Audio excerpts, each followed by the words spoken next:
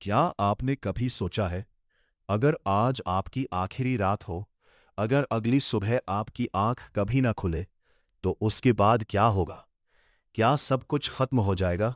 या फिर एक ऐसी यात्रा शुरू होगी जिसकी कल्पना भी इंसान जीवित रहते हुए नहीं कर सकता? गरुड़ पुराण में भगवान विष्णु ने स्वयं गरुड़ जी को मृत्यु के बाद होने वाली हर घटना का वर्णन किया है।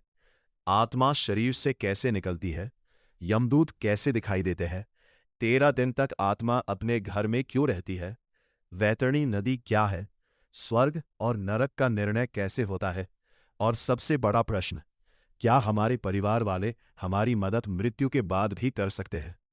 आज की इस वीडियो में हम गरुड़ पुराण के अनुसार मृत्यु के बाद की पूरी यात्रा को शुरू से अंत तक जानेंगे।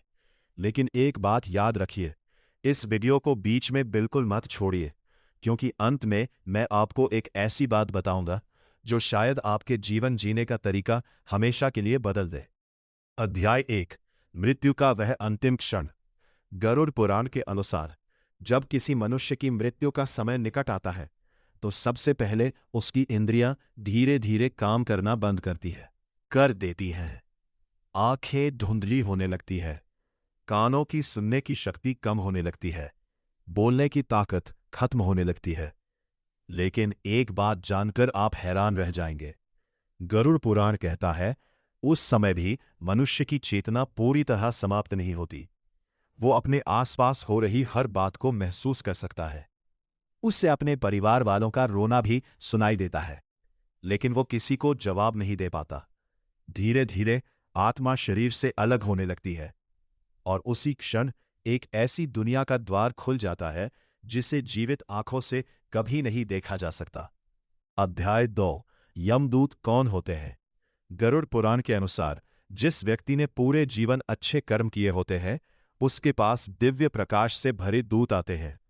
उनके चेहरे शांत होते हैं, उनकी उपस्थिति भय नहीं बल्कि शांति देती है। लेकिन यदि किसी व्यक्ति ने पापपूर्ण जीवन जिया हो, तो उसके सामने यमदूत प्रकट होते हैं। उनका वर्णन अत्यंत भयानक बताया गया है।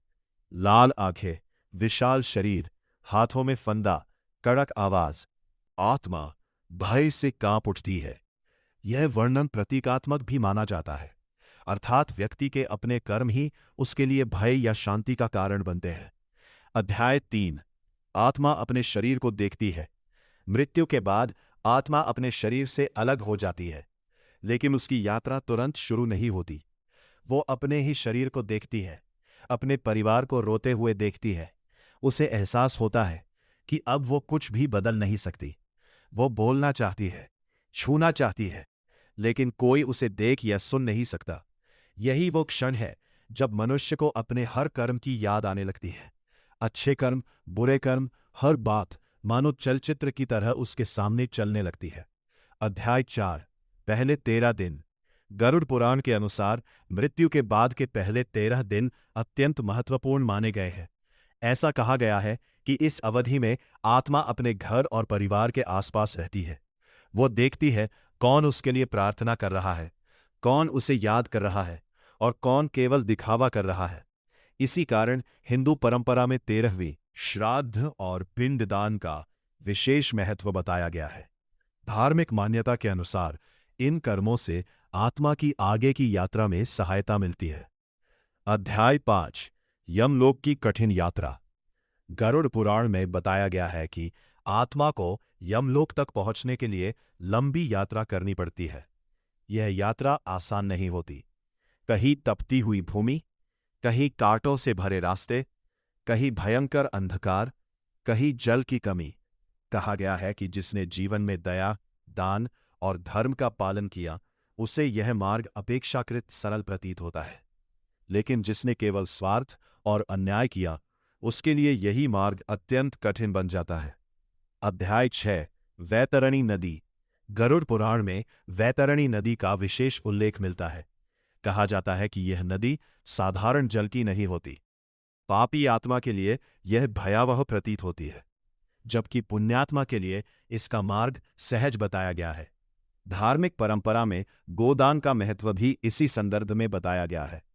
अध्याय 7, चित्रगुप्त का लेखा जोखा। जब आत्मा यमलोक पहुंचती है तब उसके सभी कर्मों का लेखा प्रस्तुत किया जाता है। कहा जाता है कि चित्रगुप्त प्रत्येक मनुष्य के कर्मों का विवरण रखते हैं। केवल बड़े कर्म ही नहीं, छोटी छोटी बातें भी।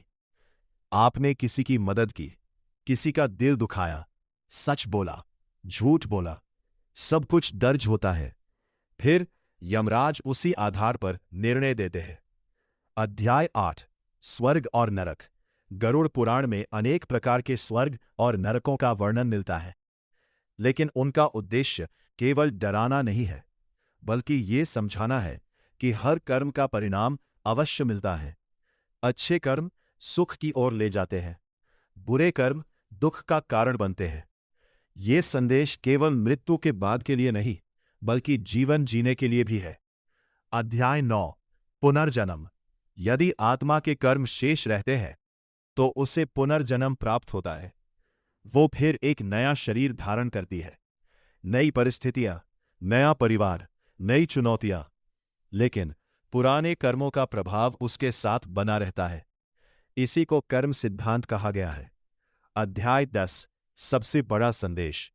गरुड़ पुराण केवल मृत्यु की कथा नहीं है, ये जीवन जीने की पुस्तक भी है।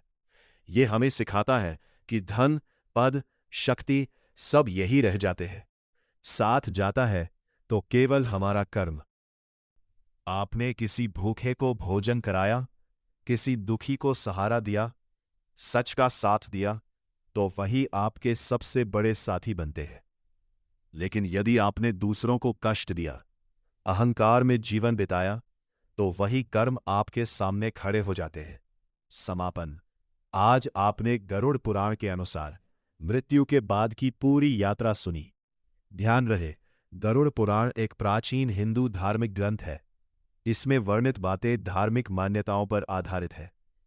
अलग अलग परंपराओं और लोगों की मान्यताएं भिन्न हो सकती है, लेकिन चाहे कोई भी मान्यता हो, एक बात लगभग हर परंपरा हमें सिखाती है कि अच्छा जीवन वही है जिसमें सत्य हो, करुणा हो, ईमानदारी हो और दूसरों के प्रति सम्मान हो। अब मैं आपसे एक प्रश्न पूछना चाहता हूं। अगर आपको पहले से पता हो कि आपके हर कर्म का हिसाब एक दिन अवश्य होगा, तो क्या आप आज से अपना जीवन उसी तरह जीना शुरू करेंगे? अपना उत्तर हमें कमेंट में जरूर लिखिए। अगर आपको यह वीडियो ज्ञानवर्धक लगी हो तो इसे अपने परिवार और मित्रों के साथ साझा कीजिए, ताकि अधिक से अधिक लोग अपने कर्मों का महत्व समझ सके। मिलते हैं अगली में एक और ऐसे ही रहस्यमय और ज्ञानपूर्ण विषय के साथ।